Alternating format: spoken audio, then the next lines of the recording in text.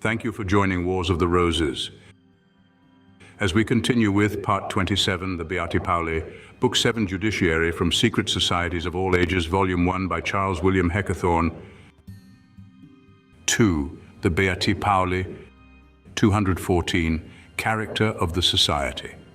The notices of this sect, which existed for many years in Sicily, are so scanty that we may form a high idea of the mystery in which it shrouded itself. It had spread not only over the island, where it created traditional terror, but also over Calabria, where it was first discovered and cruelly repressed and punished by the feudatories, who saw their power assailed by it.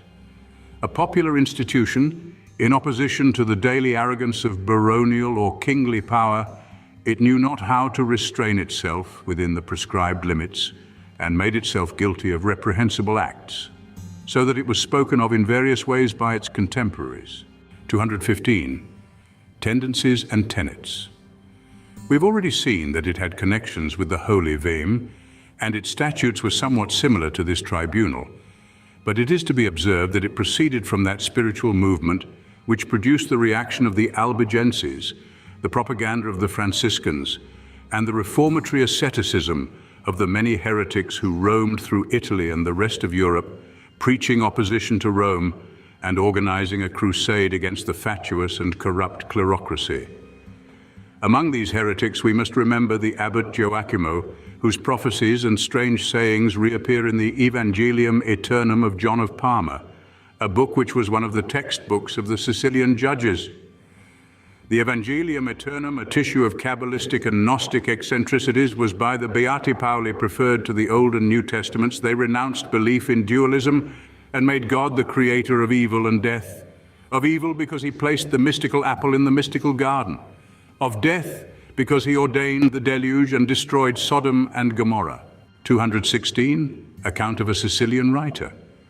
Amidst the general silence of historians, the account of a Sicilian writer, which was published only in 1840 and is still generally unknown, may be considered the only document concerning this family of avengers, who at the extreme end of Italy reproduced the struggles and terrors of the Westphalian tribunals.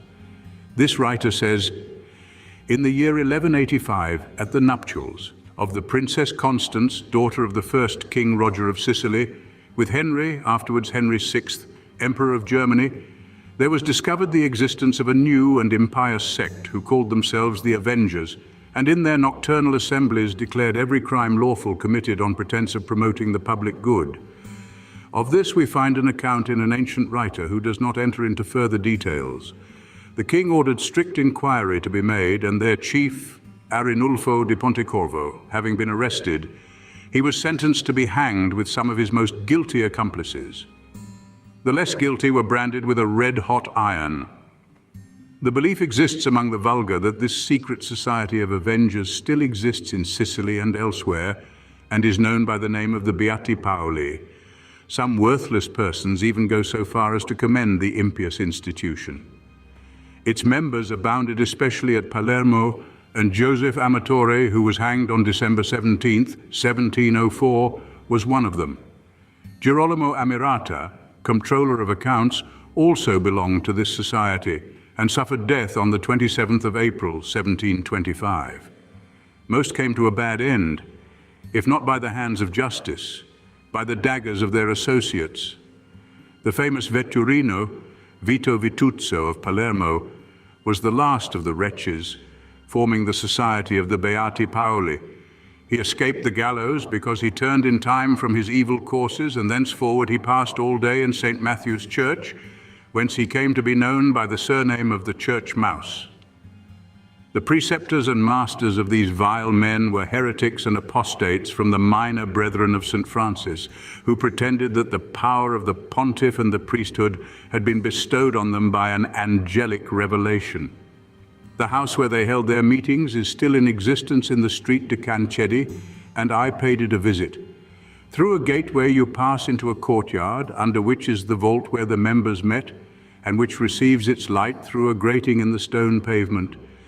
At the bottom of the stairs is a stone altar, and at the side a small dark chamber with a stone table, on which were written the acts and sentences of these murderous judges. The principal cave is pretty large, surrounded with stone seats and furnished with niches and recesses where the arms were kept. The meetings were held at night by candlelight. The derivation of the name, the Beati Paoli, Blessed Pauls, is unknown, but I surmise that it was adopted by the sect, because either the founder's name was Paul, or that he assumed it as that of a saint who, before his conversion, was a man of the sword, and imitating him was, during the day, a blessed Paul, and at night at the head of a band of assassins, like Paul persecuting the Christians. Such is the author's account, which I have greatly abbreviated, omitting nearly all his invectives against the sect, of which very little is known, and whose existence evidently in its day was to some extent beneficial.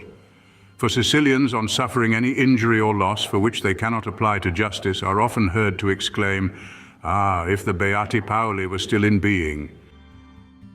Thank you for watching, and please don't forget to share, like, subscribe, and comment, and if you can, please consider donating to Wars of the Roses. Links to PayPal and Patreon are in the description. Thank you so very much.